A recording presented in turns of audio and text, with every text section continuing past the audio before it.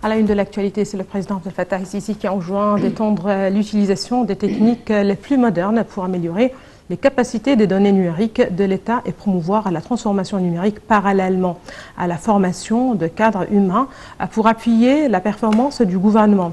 El-Sisi s'exprimait lors de la réunion avec le Premier ministre Mostafa Madbouli et le ministre des Télécommunications et de la Technologie de l'Information Amr Talat.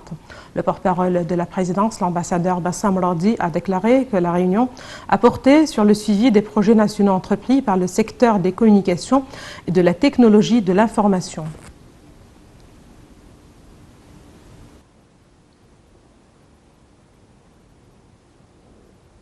Le président Abdel Fattah el-Sisi a reçu aujourd'hui un appel téléphonique de son homologue russe Vladimir Poutine. Le porte-parole de la présidence, l'ambassadeur Bassam Radi, a déclaré que l'appel a abordé un certain nombre de questions sur toutes les relations entre les deux pays, dont la coopération dans les domaines économiques, industriels et énergétiques. Les deux présidents ont également examiné le développement dans la mise en œuvre du projet de la centrale nucléaire de Dabra, ainsi que la création de la zone industrielle russe à l'est de Port Saïd. Le porte-parole a ajouté que le président el-Sisi a salué les relations de partenariat élargies avec la Russie, des relations qui ont abouti à la conclusion de l'accord de partenariat stratégique global entre les deux pays amis, ouvrant de nouveaux horizons de coopération bilatérale dans de nombreux domaines et projets qui sont en cours d'exécution. Le président russe a pour sa part affirmé que son pays tenait à promouvoir la coopération fructueuse et étroite entre les deux pays, en plus de l'importance qu'il attache à la coordination et à la consultation régulière avec le président el-Sisi sur diverses questions, tant régionales qu'internationales. Le Premier ministre Mostafa Madbouli a affirmé lors d'une réunion avec le groupe ministériel pour l'économie l'attachement du gouvernement à accorder son soutien au secteur privé dans le but de lui donner l'occasion de contribuer dans les projets de développement et de services.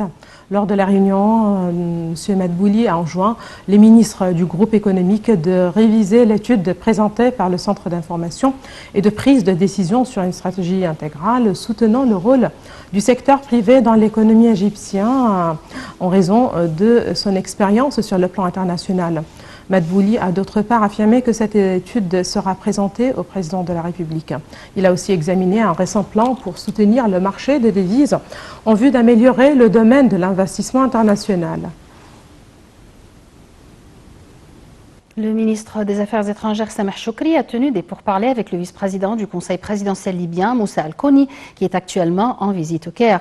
Le porte-parole du ministère des Affaires étrangères a déclaré que lors de cette rencontre, les derniers développements de la situation en Libye et les préparations en cours pour tenir les élections présidentielles et parlementaires à la fin de l'année ont été examinés.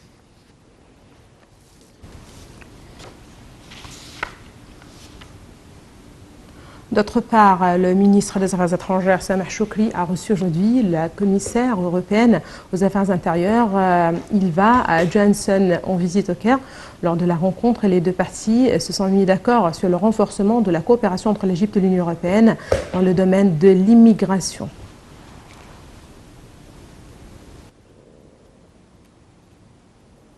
Le gouvernement égyptien a commencé aujourd'hui à appliquer la décision du Haut Comité chargé de la gestion de la crise du coronavirus. Selon la décision, l'accès des employés à toutes les institutions gouvernementales sera interdit sans le pass sanitaire qui prouve la vaccination, faute de quoi l'employé devrait faire un test PCR chaque semaine. La décision prévoit également l'interdiction d'accès aux institutions gouvernementales aux citoyens non porteurs de preuves de vaccination contre le virus. À cet égard, le ministre de l'Enseignement supérieur et chargé des affaires du ministère de la Santé, Khaled Abdel Ghaffar, a déclaré que les centres de vaccination ont commencé d'opérer dans les stations de métro. Il a ajouté que d'autres centres de vaccination seront inaugurés dans les gares et sur plusieurs marchés commerciaux.